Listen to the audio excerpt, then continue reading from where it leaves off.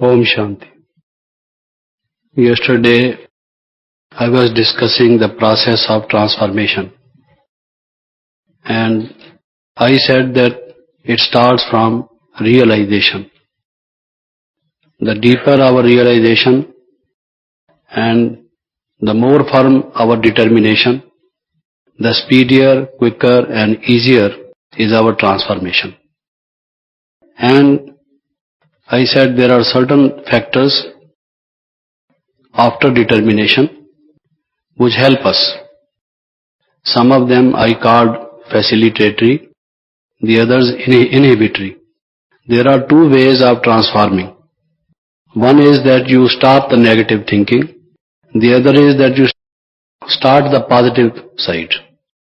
Now, when you take up the positive side of doing things, it is facilitatory. There are certain points in our consciousness. If we touch them, they become activated and they serve as fountainheads of energy. They open the floodgates to our process of transformation. Whatever transformation is taking place, you will find it is because one of those spots, one of those points has been touched by any one of the points of Baba's Murli. So I was taking some of those points, and one of them which I mentioned briefly was love. Baba has said in many Murlis that when you first came to this spiritual institution, this university, or to this knowledge, it was love which first of all attracted you. That established some kind of a rapport between you and Baba.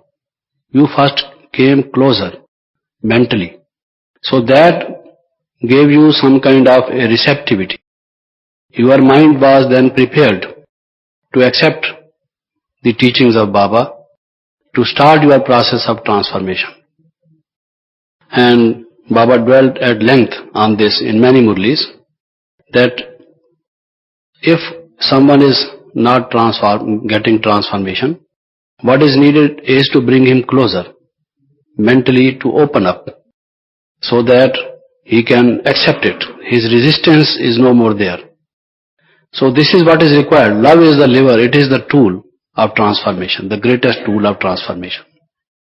You may give many discourses, but the transformation may not take place. But your one soft touch, your feather touch of love may touch the mind so much, it may open up the person for transformation. So this I was saying is very essential. And I would say Baba in many Murlis mentions that if you become molded, when you mold yourself, you become gold. But before molding, you have to melt. And it is love which melts. First of all, you have to melt a person in the furnace of love. It's not furnace in that sense, but because melting, the process of melting requires some kind of heat. Therefore I am saying this, some kind of warmth. That warmth of our behavior, our mental, spiritual warmth, will melt the person. And then, when that hard crust settled on the soul is broken, then the knowledge will pierce into the soul. Then transformation will take place. So first of all, in order to mold it into gold, you have first of all to melt it. And love is the thing which will do it. And Baba has been saying that love leads you to sacrifice. Even in worldly love, when someone loves a person, one is prepared to make every sacrifice, any sacrifice. You must have heard people saying, my dear, my darling, I can bring even the moon for you, if you ask for it. Now how can this man who cannot cross a hurdle of 10 feet can bring the moon? But it is just a way of saying that one whom you love, you can do anything, good or damn thing, for the person. So when you love Baba, then you are prepared to make any sacrifice. We find from the transformation of our sisters and brothers, that when Baba loved them so much, when they were touched by Baba's love, without expecting anything in return, Baba is loving us. He wants to give. There is no question of his taking anything from us. And when our mind really realizes He loves us so much for our own benefit, for our goodness. No one ever has given us so much deep love, intense love, which Baba is giving us, Bab Dada is giving us. Then, when in that spirit of love, when Baba says, children, wouldn't you do this? You love me. Then if I ask you to give up this, wouldn't you give this up? We at that very moment say, yes, Baba, why not? We will give it up. When you say. So, this giving up of sex, lust, anger, greed, all this process has been going on because Baba has given us love and He wants nothing in return. Baba says, I don't demand anything from you which is of value to you, but something which is valueless for you. Not only valueless, but something which is harmful to you. I ask you only to give up your thorns and get from me a cartload of flowers in turn. So it is the cheapest bargain, the best ever which we could make, which we ever could dream of. Therefore, when Baba says this with love, we say, certainly Baba will give this. So, this thing is very essential. And when Baba says, you are on the throne of my heart, we say to Baba in response, Baba, you are on the throne of our heart. When Baba is on the throne of our heart, there cannot be two kings on the same throne. Either the Maya will be in our heart as it has been for centuries, for decades, for millennia, 2 millennia and more, or Baba can be there, either Rama or Ravana, not both of them. Ravana must be destroyed when Rama takes the throne. So when we surrender our throne to Baba, Baba, you are now the ruler of my throne of my heart, and naturally we make the Maya leave that throne. It abdicates itself. So this is the process of transformation. You know perhaps the story of King Janak and Ashtavakra. King Janak was very much searching for higher spiritual experience. And in the first instance, he wanted self-control, control of mind. So it is said that he held a conference to which he invited great religious spiritual scholars. And he asked them, can any one of you in this court, in my presence, give me a method whereby I can control my mind? And that control of mind should take place within a very short span of time. And what was that short span of time? There were no clocks during that period. He said, suppose a person is riding a horseback. Now he puts his one foot in the strap and then he puts the other one across the back of the horse. Now within this much time, just putting the 2 feet in the strap and sitting on the back of the horse, within this much time, can any one of you give me the ability to control my mind? He was asking everyone. Just at that point of time, entered someone whose body had bends at 8 places. Therefore, his name was Ashtavakra. Ashtavakra means whose body has twists and bends at 8 places. So he looked very ugly. He could not stand straight on his legs, could not walk. He was walking like an animal and just almost dragging himself on the ground to reach King Janak and to take a place and to accept the challenge. Just at that point of time, everyone laughed because he was so ugly and his skin, his features were all twisted, many of them, at many places. So they laughed. Now he said, King Janak, I can accept your challenge. I will tell you the method whereby to control the mind and to transform yourself within the span of time which you have laid the condition for. And he also made a comment on the other religious scholars who were in that conference. He said, look, they are laughing. You ask them why they are laughing. They cannot give you that method. They are laughing because they see the twists and bends in my body. They are body conscious. They are cobblers. They are the sellers of skins. In our country, in our vernacular, they say, ye chamar hai. Chamar. Chamar means anyone, if someone is selling skins, whenever he sees a cow or a calf or a camel, he sees the skin. He values it in terms of skin. If I take the skin of this animal when it is dead and sell it, how much it is worth?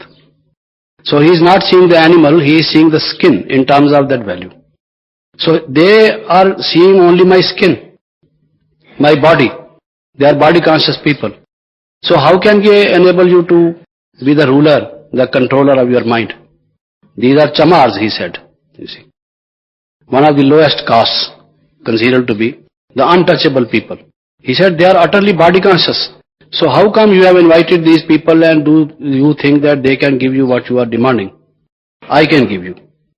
Then he said he had given the condition that if someone can enable him to control the mind, he would give him the whole kingdom. He said, O king, I don't want the whole kingdom. I just one thing from you. Because when you said you will give yourself and give your kingdom and serve the person who enables you to have control of mind, fulfill one condition. He said, what is that? I am prepared to do anything, give anything, but I am after a method which gives me self-control. He said, give me your mind. Can you give me your mind? You see, can you just give me your mind for 2 minutes? It was a difficult, very ticklish question. He said, after a brief pause, yes, I will give you my mind. Then he said, are you thinking at this moment? What are you thinking? The king confessed whatever thoughts were in his mind.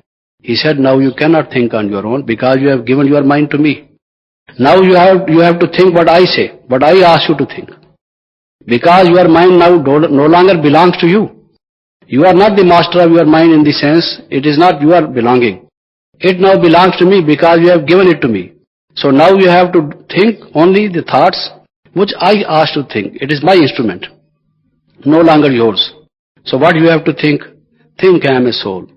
I am a soul. I am light. I am soul. I am eternal. I am immortal. Have only these thoughts. And when he thought, he asked him, what is your experience now? Oh yes, it is self-control. Now that was the way, within that limited span of time, he was able to control. He gave him this method. So Baba says, you are Ashtavakra. This body is deformed because it is the end of the kalpa. And compare your present body to the one which you had in the golden age. So we cannot sit straight, we cannot see straight, we cannot walk straight, you see.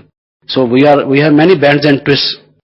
And we are Ashtavakra. It is said that Ashtavakra was the child of Shiva. It is a long story about his birth. So Baba says that he compares us to Ashtavakra. And to those who want the self-control, to King Janak, who want to become Videha, that is, without having the feeling of body, who want to withdraw from the body, to have a feeling of bodilessness. So Baba says, give this method to others. So when you give your mind to Baba, why you give? Because you love him. You say, Baba, I give my heart to you. Whenever many sisters and brothers from foreign countries send greetings to Baba on various occasions, the shape is of heart. Baba, I love you. And here they bring all the gifts, the cake and everything like the sign of heart. Saying that we love you. It's a sign of love. So when you have given your mind to Baba, the symbolical meaning is that now your mind is no longer yours. So you cannot think as you used to. The negative thoughts, the bad thoughts, the evil thoughts. Now, since Maya has been dethroned and Baba has been enthroned, he has taken his place. So your thoughts cannot be the same. Otherwise you have not given your heart. You only making a show of it, not really given it. So Baba very often asked, you really love me? Children, do you really love me? Yes, Baba. So then he says, then why you have these kinds of thoughts? Why you say, Baba, we forget you? If you really, you shake your head in 180 degree, and then you say, yes, I love you, but still you love other people. There are so many images. After having given up the idol worship, there are so many idols in the temple of your mind. You are still worshipping. You are still idol worshippers. Baba says, have only me, my image. Then only you will be created in my image. So that is the way. The process of transformation starts with love. And when Baba says, beloved children, sweet children, and we say, Baba, sweet Baba, beloved Baba, you see. You may not even speak, you may only say, it means love. So when you love Baba as father, as mother, as teacher, as preceptor, that is why you celebrated the Valentine Day. What was it for? Because you said Baba is our beloved, we love Baba. So you celebrated Valentine Day. And Baba gave so fascinating, so precious murli on that day. What does it mean? How we should have love. Whatever the circumstances, any love story tells us that the lover crosses all the hurdles ultimately to meet the beloved. Any story, any poem shows this, that anyone who loves really is victorious because one has got that will, strong will to conquer all the obstacles in the way to attain the beloved. So Baba said that day when we celebrated that Valentine Day, I was here at that time, that then you cannot make any lame excuses that it was because of this reason, that reason or the other reason. Nothing can stand in your way. Your love will shine. And when Baba says, children, my sweet children, I will take you on my shoulders. I will take you on my eyelashes. I will take you across this whirl of the ocean of vices and sorrows. And how he says, what are his gestures when he says, look into his eyes, listen to his words carefully, and feel the vibrations which he gives at that time. He reassures us again and again, don't worry, whatever you might have done in your past lives, I take all the responsibility on me. Is there anyone who can accept our whole responsibility of our so many lives? When he assures us in such words, then our mind is overwhelmed with the feelings. Here is the one who really loves us. And we want to make sacrifice. Like the moth on the flame, we want to sacrifice ourselves. And then the transformation does not appear to us to be difficult. So love is the real thing. It is the real magic which can transform us. The rod of magic which Moses had to transform people. This is the rod actually. So therefore I was saying that Baba very often asks us, when we say we love Baba, love in all these relationships. Friend, philosopher, guide, teacher, preceptor, mother, father and all. Love in all these relationships. The more our relationship is intense, intimate, loveful with Baba, all these relationships, the multidimensional transformation, the all-complete transformation then takes place without much efforts. And Baba says, Muhabbat, love is a good word, but Muhabbat has a special connotation. Muhabbat, when you have love, so that with the feeling of sacrifice, overwhelmed with love, your mind is overflowing with love. There is not even a point, a drop, which can accommodate the drop of love for someone else. That overwhelming love, the cup of your love is overflowing with the love for Baba. When that much Muhabbat is there, that love is there, then Baba says the transformation will really be very, very, very, very easy. Then the other thing which touches us, touches our mind, which Baba makes use of for our transformation. The other lever of transformation, the other factor which brings transformation, the other point where there is the source of energy which spurts out when Baba touches it with certain points in Murli is sympathy. Just as we have love, it is natural in us. The only thing is love is to be transformed, it is to be redirected, it is to be sublimated. When you do this process of sublimation, transformation follows. Similarly, the other sentiment in us is, which is natural to every human being, is of sympathy. You always have sympathy for one or the other. There is no human being who is like a stone, who hasn't got any sympathy for any being, on any occasion, under any circumstances. Everyone does have a chord of sympathy. That is to be stirred. Baba touches that chord of sympathy in so many ways by giving so many points in Murlis. For example, sometimes he says, children, don't you listen to the wails and weepings, the cries of the bhaktas. They are crying, they are peaceless. You are the gods and goddesses who are worshipped in temples, and they are praying to you for peace, begging for it, with a begging bowl in their hand.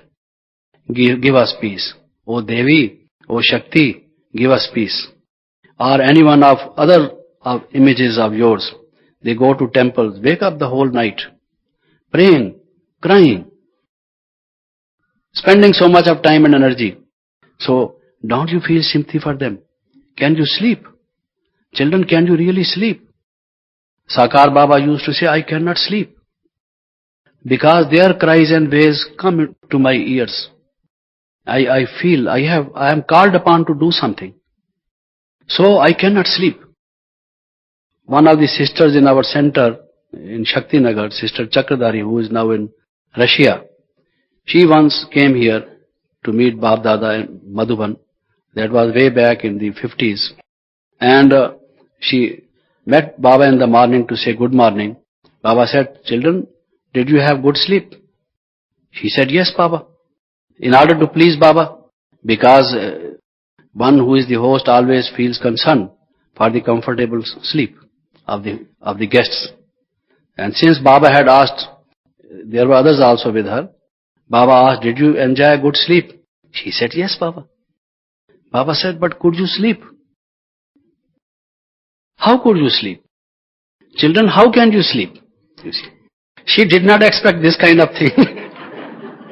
You see, Baba said, you children, can you really sleep? So much people in the world, my children, are crying. Can a mother sleep? When she listened to the wails and weepings, the sound of weeping, the crying of the child, she cannot sleep. Even a small movement of the child in the bed would waken up. The mother feels concern for the well-being of the child. She may be sitting in one room. The cry is coming from the third, fourth or fifth room. She can recognize the cry of the child. This is my child. There may be another child crying, but this is not my child. This is the other lady's child. But this child is mine. She does not just put on the shoes or the socks. She just runs to where the child is. Even when there is fire, she may like to save the child rather than herself. And you are the world mothers. And can you sleep when your children are weeping? They are crying. And you can give them something only, you can give them peace only when you yourself are peaceful. And how can you be peaceful unless and until you are free from the negative thoughts? So first of all, you must free yourself from the negative thoughts, because you are called upon to share your peace with others. You are the lucky ones, the fortunate ones who are able to meet Bab Dada, to have his inheritance, to recognize him. When you get so much from him, are you selfish? Why don't you share it with others? And have you lost your sensibilities? Are your sensibilities dead? Can't you listen? Are you deaf? Can't you listen to those bhaktas who are crying and say, Devi, Shakti, Durga, Shitala, Santoshi Ma, so on and so forth. Give me peace. Please give me peace. Real peace. Just even for a split second, give me real peace. So much disturbed they are, so that they want to commit suicide. And you are here eating tolis and sleeping. You see. You see. It is because I don't mean to say that from tomorrow morning when you go out of the class, you should not accept toli, otherwise he will blame me, you see. Accept your toli, that is your birthright. But have sympathy for those people who are crying for it. Because toli will give you energy. You feel more peaceful when you get toli. I know that. So you can share more peace after getting toli, but if you like, you can share toli also with them. Okay. So Baba says, you are spending much of the time and energy on yourself. You are not able to stand on your own legs. Always you say, Baba, we have this problem, that problem, or the other problem. So how will you serve others? You must be ready. In no time, don't spend much time on yourself, because you have to do much service. There are millions whom the message has even not yet reached. They do not know Baba has come. Baba says, they are all my children. And when a father has a festivity in his house, he invites all the children. It's a good occasion, a festivity in the house. All of you, please come. Come one, come all, welcome. And if he does not send invitation to any one of the children, they complain. They say, Father, perhaps you no longer love us. No, child, I love you. Then why did you not invite? I invited you, but perhaps the mail did not reach you. You see. But perhaps you sent late. You were late in loving us. You see. But in this case, the message has even not reached millions of people. So Baba says, it's not that I would be going and reaching all the people and giving the message. It's for you, children. So you must give the message. So how can you just do this unless and until you are moved? Your mind is moved. You have that kind of softness of mind, sensitivity. You feel concern for your brothers. That question was, am I the keeper of my brother? Yes, Baba says you are certainly the keepers of your brother. You must give the message to them. And that can be done only when sympathy is there. And when that chord of sympathy is activated, that is touched, then you feel that you must change yourself. It's no longer that you should waste time on yourself. Then there is another way of rousing sympathy in our mind. When I, for example, came first in the institution, one of the very first letters which I got from Baba, Baba said, child, would you not help Baba in the task of creating the golden-aged world? I said, I am a small child, fit for nothing. I don't know anything at all. And he is almighty. And even if it is Brahma Baba who is writing this letter to me, he is the first among the human creation. And just see his humility. He is asking me to help him, to cooperate with him. It's an honor, it's a privilege. Actually. But this one thing, by saying just this one sentence, writing this one sentence in his letter, he touched my chord of sympathy. Certainly Baba. So I slept at 1 o'clock, 2 o'clock after midnight. Because at that time there were only 4 or 5 brothers, dedicated brothers in this institution. Very little number of sisters and brothers who were working whole time for the cause of this institution. Lot of work to do. But this one sentence which touched my center of sympathy. Yes, it is for a noble cause. Baba is asking me to help him.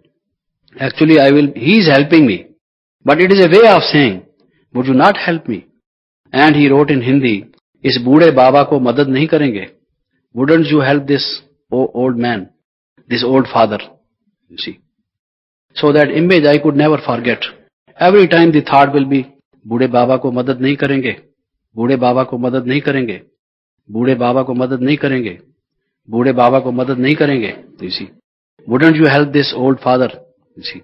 Wouldn't you help this old father? I could not sleep. I would wake up. Wouldn't you help this old father? You see. Yes, Baba, certainly I would help this old father. Just this one sentence brought me to this. Because I had a tendency to serve others.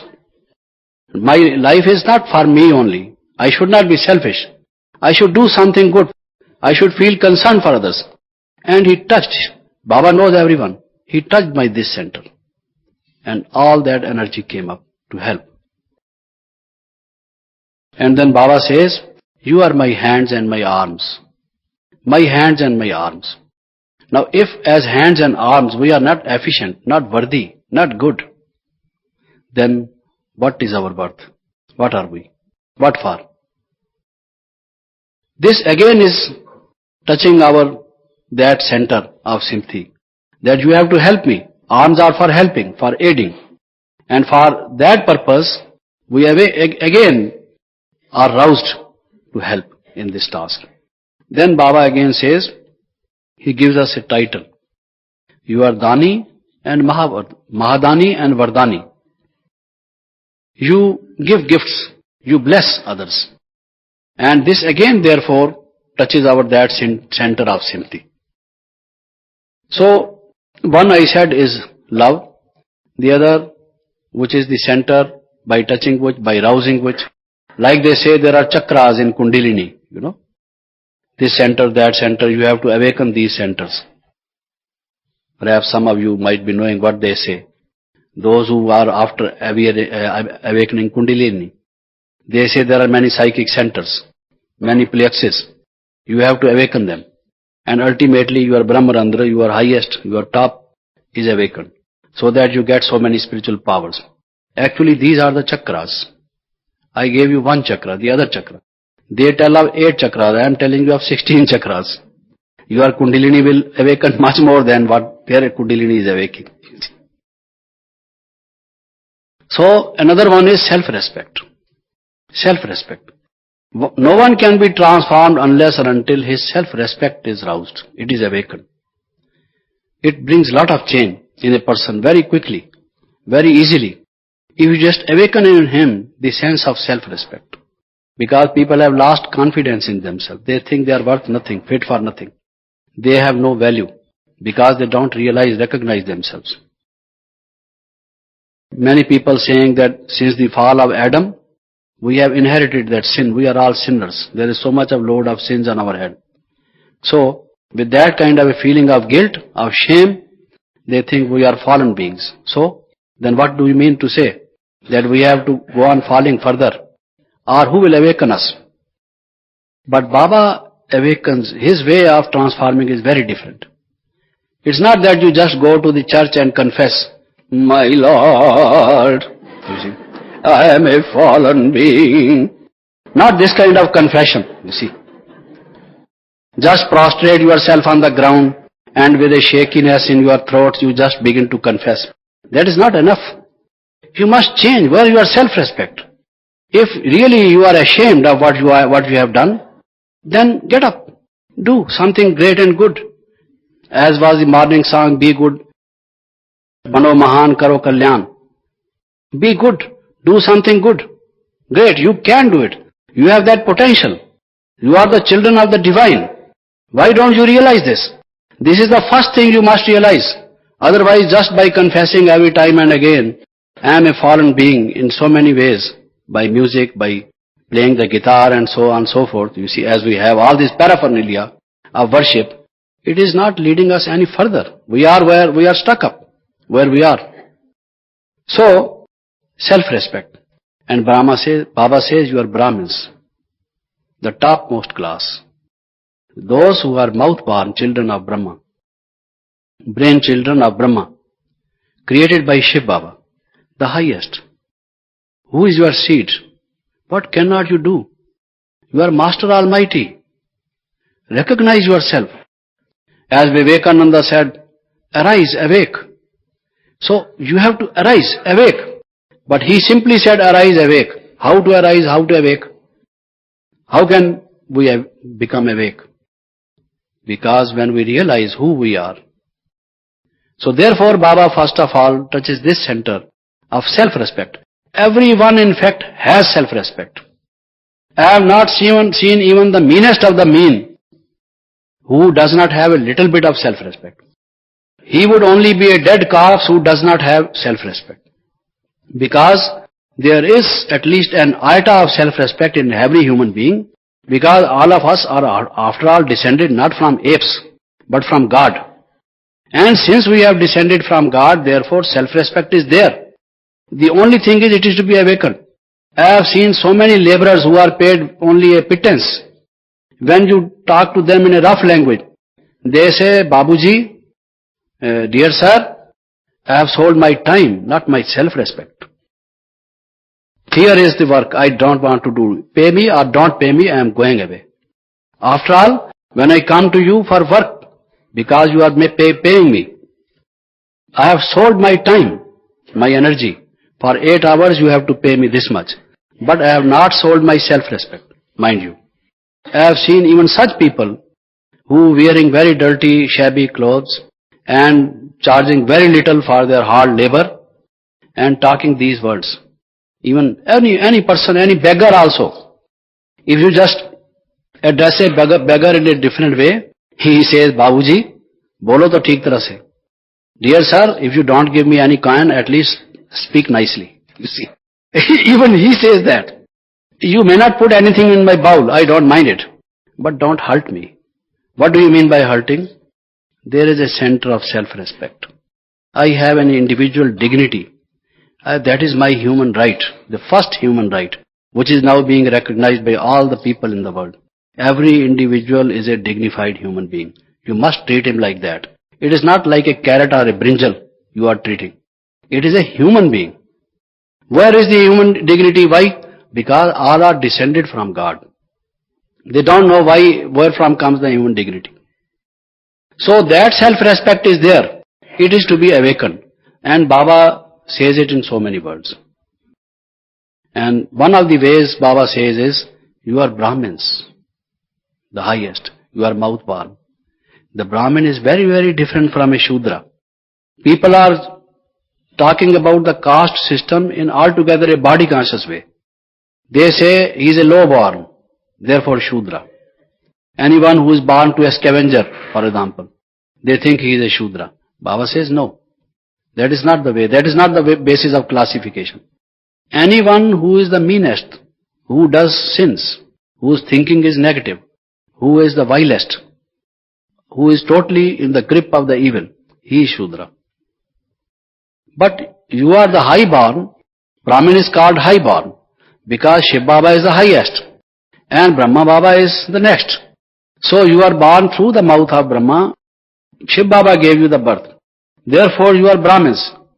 It is not like Brahmins to do like this. You should act like a Brahmin. So when you recognize this identity, you have a self-respect. What should be my actions like? You are going in a train, you are working in some office, you are meeting some people, talking to them. You are aware. You belong to someone who is the highest. How should your speech be? What should your words be? How should you address people? When an ambassador meets another ambassador, he says, Your Excellency. He speaks like that. When someone meets a king, he says, Your Highness, Your Majesty. So our way of speech should be royal. Because we belong to the highest, the noblest that can be, ever. So that gives us that kind of a feeling of self-respect, who we are. Baba says, you are my ambassadors, you are my messengers. You are the would-be princes and princesses. How should your behavior be? On the other hand, we previously did not know this. We thought we are ordinary people.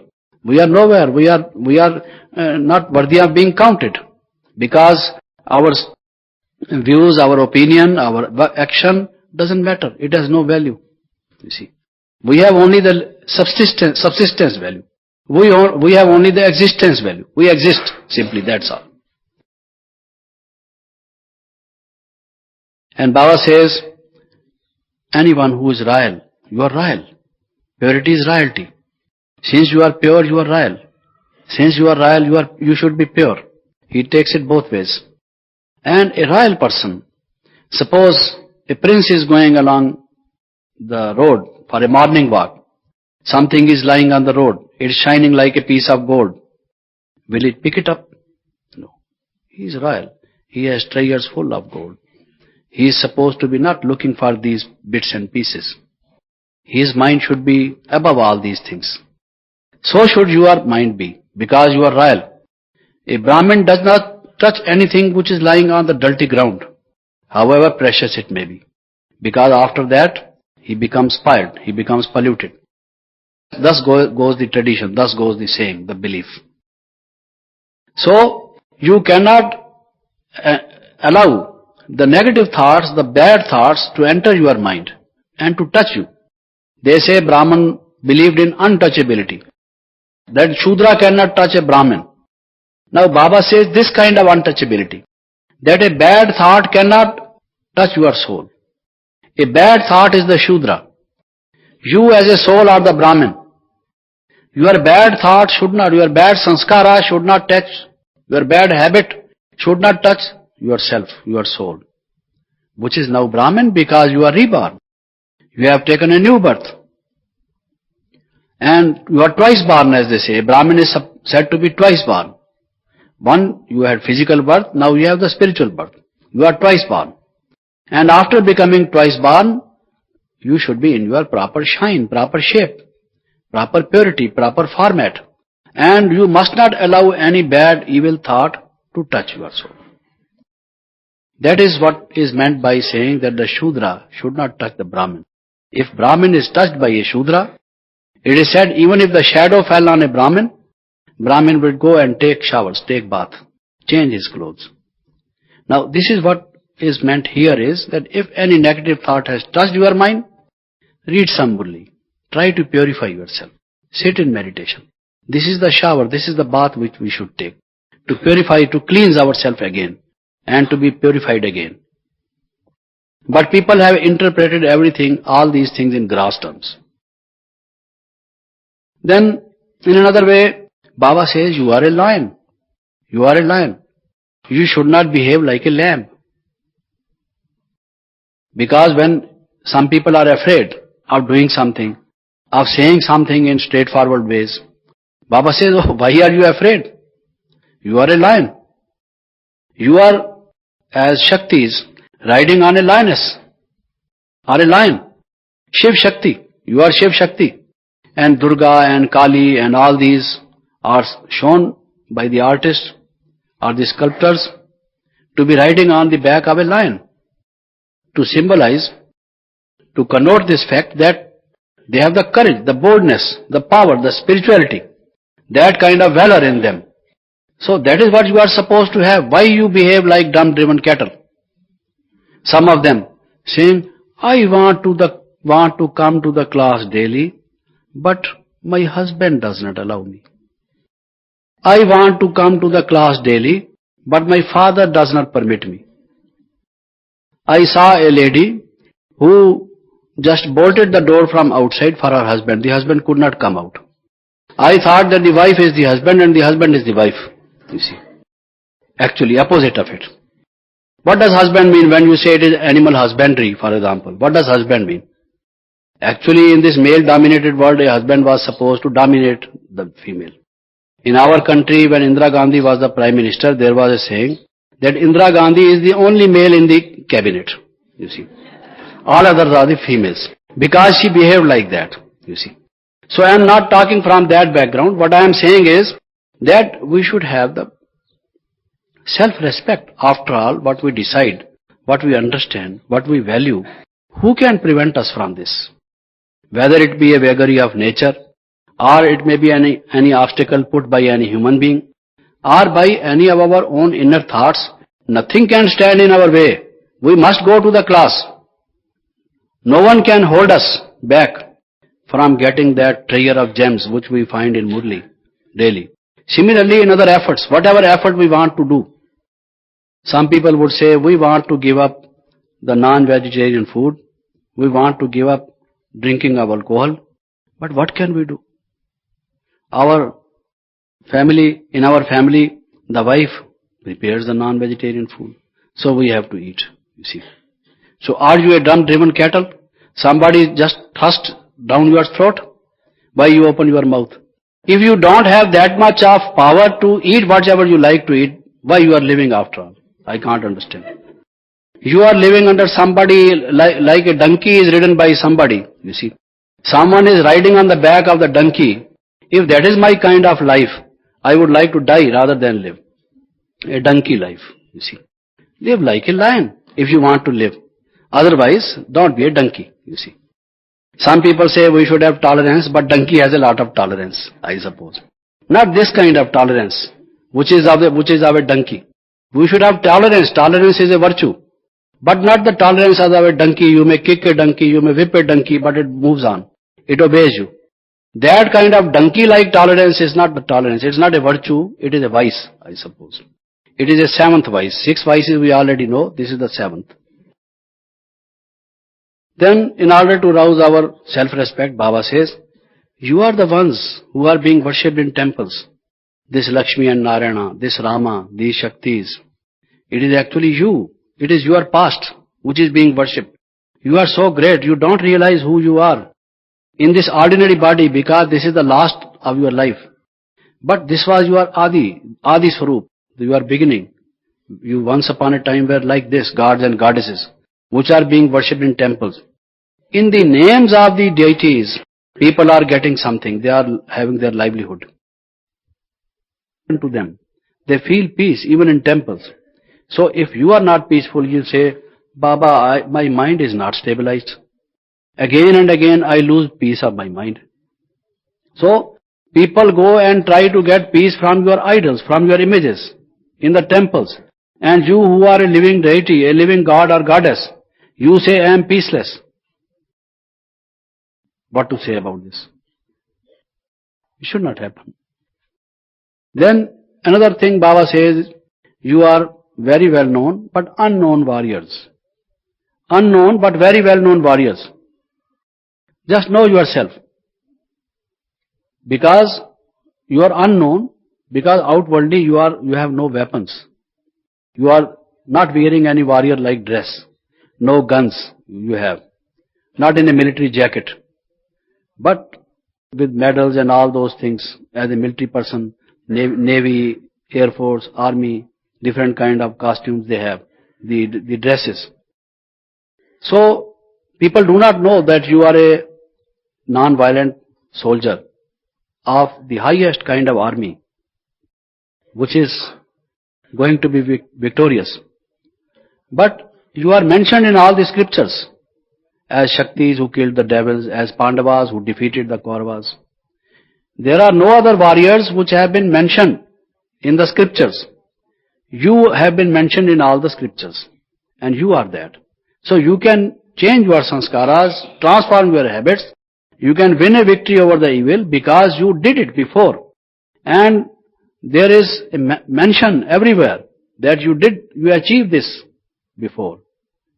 You are therefore unknown and very well known warriors. If you talk to somebody and say, Major General Sir, now he thinks, when you say Major General Sir, he stands alert because that moves his spirit. Yes, I am an army man. Whenever an army man speaks, he says, I am a disciplined person because I am an army man. He has that awareness of having been a retired general in the army. So how he is supposed to behave. So what we are, as army under the command of Shiv Baba, who is our commander, what are we supposed to do? To defeat the forces at their ground, the forces of negativity, the forces of evil, provided we recognize.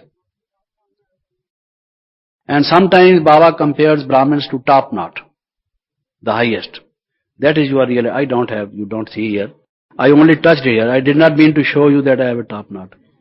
Sometimes some hair are loose from here because they are not stuck up at their proper places.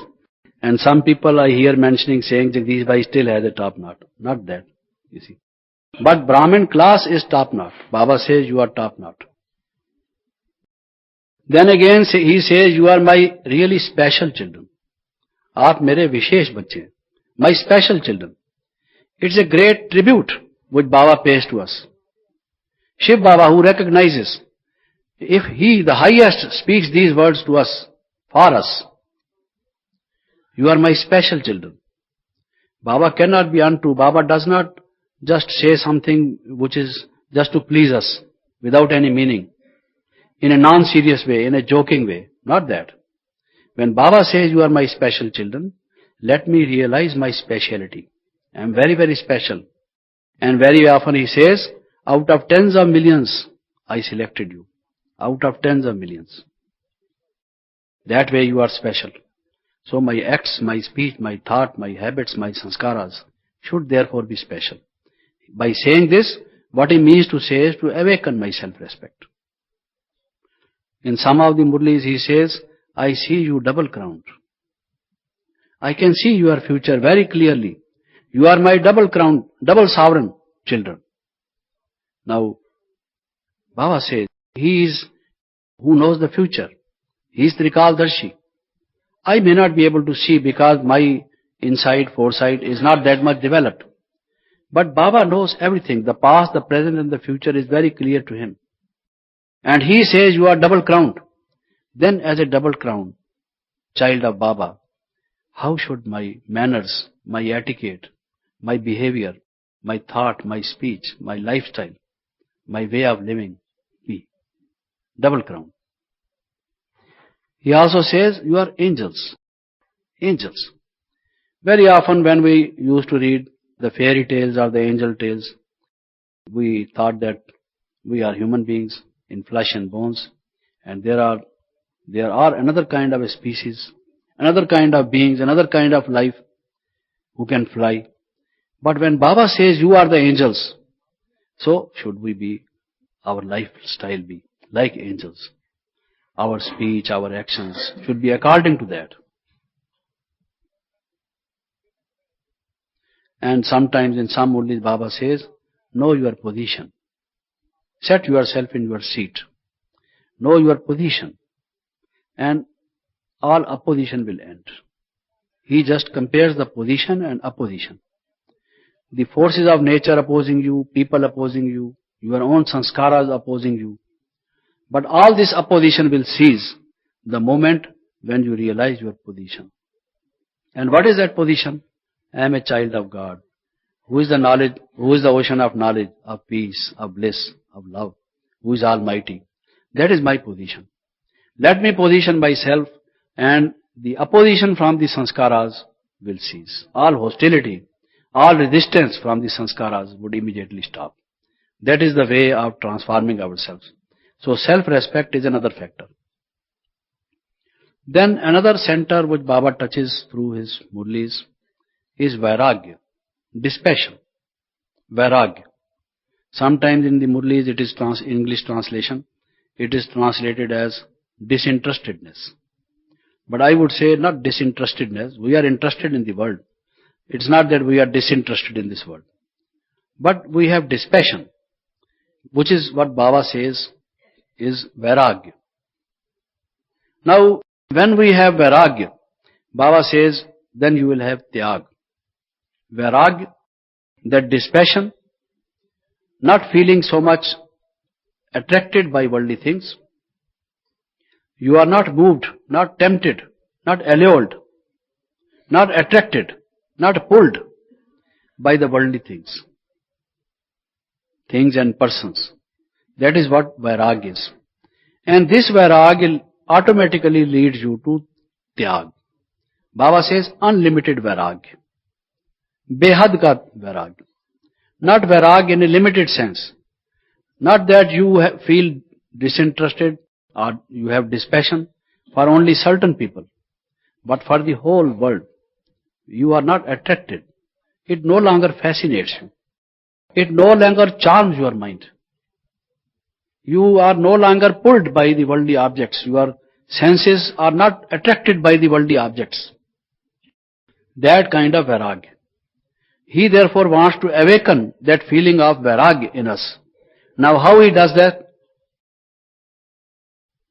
One of the ways of doing this is, Baba says, it is whatever is there in this iron-aged world. It is moth-eaten. It is moth-eaten. It is rotten. It is rusty. It is degenerate. Why you are after this? So, if there is wheat, there is barley, there is rice, there is anything which is moth-eaten, eaten by the worms, it is not fit for eating, not fit for consumption. If you have a furniture which is eaten by the worms, by the termites or whatsoever, the insects which eat them, then you throw them away. It is no use. It is bad. Baba says all this world, iron-aged world, is now in that condition, that degenerate condition. Moth-eaten, rusty, rubbish, wastage. So you as royal being should not feel attracted towards it. Just compare it to golden age. How were the things there? And this what attracts you is really only a kind of an illusion or delusion. You do not know what is under it. As if somebody puts the rubbish, the garbage in a beautiful looking plastic bag. The outward bag is very attractive, very good. But when you open it, you find it's bad, rubbish, garbage inside. So what do you feel? You feel not attracted. You feel some kind of abhorrence for it. So does Baba say this is the present fate, the present state of the world. So you must have vairagya. The human beings, for example, for whom you have attraction, or the moha, as Baba says, attachment. There is not a single person who is completely healthy. Not a single person who never had any kind of a hurt, or who does not have any kind of a sign of suffering on the skin, on the body, here, there, or anywhere. No one is full in the sense we have the gods and goddesses whom disease never touches, sorrow never touches. Sorrow is one of the mental disease, and no one's face is completely happy. There are some curves on the face. The artists know it better when they want to show that this person is sad, or has sorrow, or is displeased, or is depressed. They show various kinds of curves. Every human being has one or the other kind of a curve to show that if not today, then sometime in the past this person has passed through trauma. Either fear or sorrow or depression or tension. Our faces have not that beauty, that original beauty, the beauty of a person who never had these kind of negative feelings. That original healthy body cannot be there. For one reason, because it is born out of sex lust. For the other, that our parents also, we inherited the genes from them, and they also were suffering. And therefore, in our life, we also, because of our negative actions, have been suffering. And this body and mind, they interact. So how can there be any healthy persons? And with the mental negativity in all of them, all the human beings, if we are attracted to them, they are the moth-eaten, the rusty, the garbage, the rubbish. And only the outward appearance is like that. All that glitters is not gold. We must keep in our mind. So Baba says, you must have vairagya for all this. For all this. Behad ka vairagya. Unlimited. Not this, that or the other thing, but all this. Another thing Baba says is whatever is visible will be ultimately destroyed. It's going to be destroyed. So something when you are seeing it is going to be destroyed, it is going to slip out of your hand anyway. Whatever you are having is not going to last for your coming generations or for yourself for much longer. And very soon it will lose its value. As you find the rupee is losing its value, the ruble is losing its value. And very soon you will find the economic conditions of the powerful, the mighty countries. The economic condition you would find like in America, the dollar, the pound, the yen, all will be devalued. A time is coming because our economic system is such. Each one is dependent upon the other. As long as they are importing the raw material from the third world countries, all their industries are working full time, maybe overtime, because they get those things. And when these third world countries get the technological know-how and the means to produce goods, why should they give them the raw material when they can have it in their own? Why not sell the finished goods themselves, you see? So they are all dependent. And a day is going to come when all the economy everywhere is going to fail. Your rupee will not be worth anything. Now the rupee in India, as compared to its base value in 60s, is only 8 or 9 paisas. You see, 1/13th. And the inflation is so much, every year a chunk of your rupee is finished. 15%, 16%, 80%, 18% inflation. And in some countries, 100% inflation. The coin is losing its luster, its value. Similarly, the human beings having so many modern diseases, person is looking very beautiful, but you do not know that he has a stomach ulcer inside. Outwardly the face is shining, very brilliant. The figure is majestic. But underneath it is a disease. Some cancerous growth has taken place. Everyone is diseased. Only our eyes, because they are not microscopic sight, we cannot see. Our eyes are not working like the scanning machines or sonographic machines or like X-rays. Therefore we do not know because of our ignorance. But why should we have attraction for these? Therefore Baba says you must have dispassion, vairagya. Then another thing is Baba says you are already under the burden of your karmic account and you have bondages. So many bondages. Bondages of gurus, bondages of scriptures. So many bondages, he has given a big list of it. But by just getting attached to them, feeling a pull towards them, feeling an attraction towards them, feeling fascinated, charmed with them, you are further developing your bondages. If you don't have vairagya. Therefore, you must have vairagya. So he touches this center and tries to arouse this feeling of detachment, getting detached from them.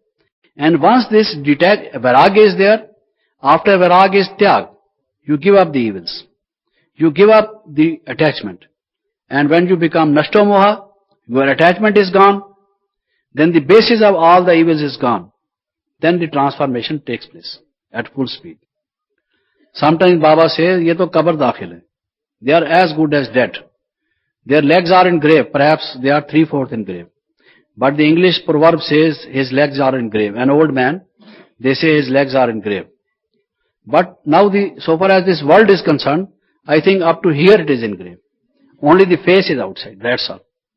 So you love a dead person. You are kissing a dead person, a corpse. You are trying to have this. In some of the Murlis, Baba says, त्याग से भाग्य बनता है.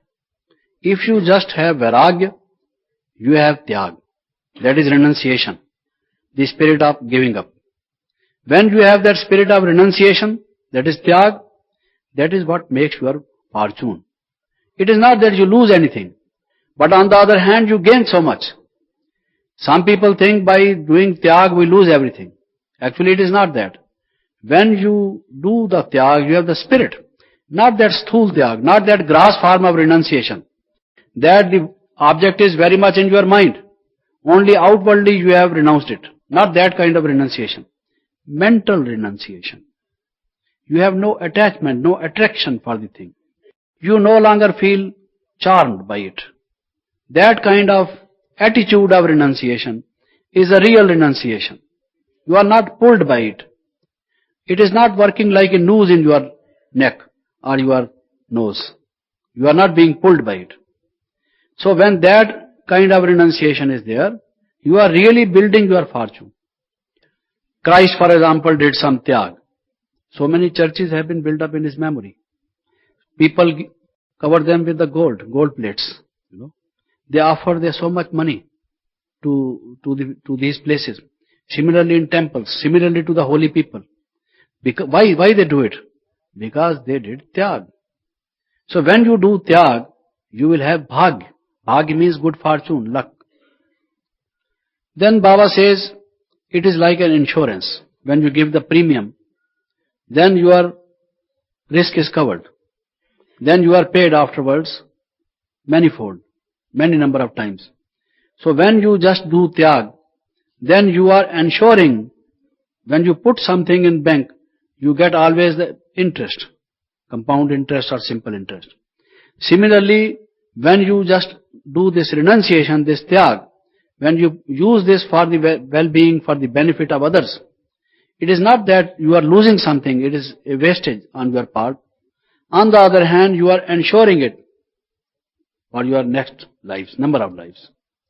And Baba's beautiful phrase, very beautiful phrase. Baba says, giving is having. It seems to be a paradox. Giving is having. This 3-word phrase, giving is having. This golden aged civilization is based on this formula. Giving is having. Everyone wants to give. One feels happy in giving. In the present civilization, people feel happy in grabbing, in having. In greed they feel happy, fulfilled. And in the golden age civilization and in the Sangam Yugi civilization, which is the foundation for the golden age, giving is having. You give. Everyone wants to give out of love. When Baba explained how what kind of economy or marketing system we will have in golden age. Baba said people will not sell things there. Nowadays people are talking of market friendly or market economy, open markets, privatization, this kind of thing, this kind of economic system. But in golden age, suppose I had wheat from my farms. So in my shop there is wheat. Now this person had cloth from the cotton because he has got some weaving machines. So that cloth is prepared. So in his shop there is store of wheat. Another person, he had gold ornaments, so on. This person comes to my shop, takes as much wheat as he likes. It is not that there is barter system in exactly according to that amount he has to pay me in kind, if not in cash. Take it, because the world is a family. From the family member you don't say put something in my pocket because it is so many rupees, so many pesos, Take it. I go to the other, I take cloth. The other one goes to the gold shop, takes the gold. Because we are not greedy, we want as much as we want. So everyone is giving and feeling happy in giving. And in giving he is also having. So giving is having. That is the basis of the new civilization, new society, new culture. When you have that spirit, you don't, then only you can give up greed, lust for things, exploitation, injustice. So many kinds of negativity you can finish at one stroke. If you believe in this, giving is having. Then again Baba says, De daan to chhute grahan. If you just give something in charity, because people have been saying it in so many ways. When the sun or the moon, there is what they call, grahan? Eclipse. When any one of them is eclipsed, the Brahmins or other people come to houses and they say, Mataji, because Mataji has a soft mind rather than Pitaji. The mothers, the ladies are soft-minded, therefore he addresses Mataji, oh dear mother. He does not say dear father or brother because they are a little hard to tackle. Some people worship Radhe, not Krishna.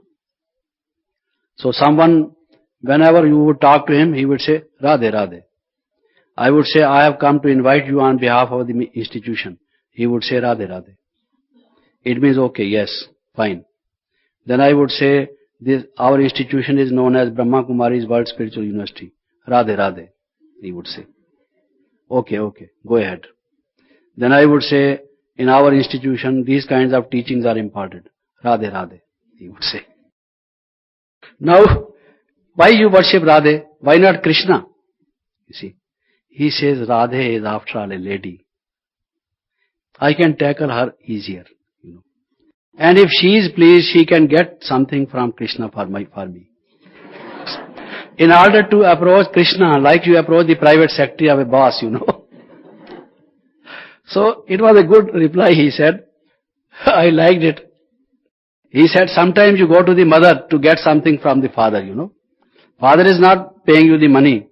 He says, you are wasting money, I don't want to give you. You don't know how to earn. I have to do so much work and then I earn money. You are frittering it away. He goes to the mother and begins to weep.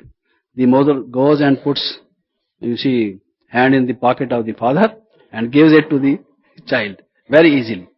So therefore this person had that strategy of getting something from God, not from Krishna directly, but via or through Radhe, So when I was saying it is eclipsed, what they think is that if you give something, then that eclipse will be over. It will not eclipse. The eclipse will not have any kind of a effect on you. Therefore Baba says, De daan to chhute grahan. This is how it will finish. That is another way of getting things. And Baba says, when you donate, when you give this sex, lust, anger, greed, attachment, then the eclipse of the soul will be finished, will be over. And your soul will have its original shine. And this giving or renouncing or tyag, Baba also says in another beautiful word, namely surrender. Unless or until you surrender yourself, Before we come to this knowledge, before we surrender ourselves to Baba, we have laid down all our arms and weapons before Maya. We have surrendered to Maya because we are working according to the dictates and commands of Maya. But this is the first sign of transformation when mentally, this is really the transformation and the, what you can say, the mental renunciation in the form of surrender. Those who believe that the self is God, they have not this method open to them of self-transformation. Those who are monists by philosophy, by thought, Am Brahmasmi, I am God, Shivoham, I am Shiva. To whom then you will surrender? If you are God, will you surrender to yourself? If you are Brahm or the ultimate or the supreme, to whom you will surrender? And unless or until you surrender, you cannot be free from anxiety and worry and negativity. There must be someone to whom you must be open to correction. Someone before whom you say, I surrender my intellect to you. Tell me, what am I to do? Read the whole of the Gita and read the final versions, final verses. Arjuna at that point of time, after putting so many questions, he says, my Lord, now all my doubts have gone. All my questions have been solved. My attachment is finished. He says, Nashto Moha. Smritir Labda. Now I realize, I remember who I am. And Gat Sandeha. All my doubts have been finished. Then he says, Karishyase Vachanam Tav. Now I will do as you bid. I surrender myself to you. This is the fruit of knowledge. This shows your ripening stage. This really shows that you have understood who is teaching you. Unless you surrender yourself to him. They say there are two ways of surrender. They generally give the example of the young one of a cat and also the young one of a monkey. The young one of a monkey, what it does, it is like this. It hangs underneath the belly of the mother monkey, the young one. But it has to do this much of effort of holding on to the body of the mother. So when the she-mother, that monkey jumps from one branch to the other branch, if that loses the grip of the mother, would fall on the ground and would die. So it has surrendered to the mother, is depending upon the mother. But this surrender has one thing, namely that it has to stick on to. This little bit effort it has to do. But in the case of the cat, the kitten, the young one of a cat, the cat is carrying the kitten into the mouth, from one place to the other. The kitten does not hold the cat around its belly. It has not even to do that effort. It completely surrenders to the cat, to the mother. Lift me anywhere you like, in any way you like. The cat, between the two jaws, takes that kitten and takes it wherever it likes. It may jump from one place to the other, from one house to the other, one house top to the other house top, or from one place to the other. The kitten does not mind it, whatever the mother does. It is completely surrendered. This is the real surrender. That Baba jahan bithaye, wahan baithun.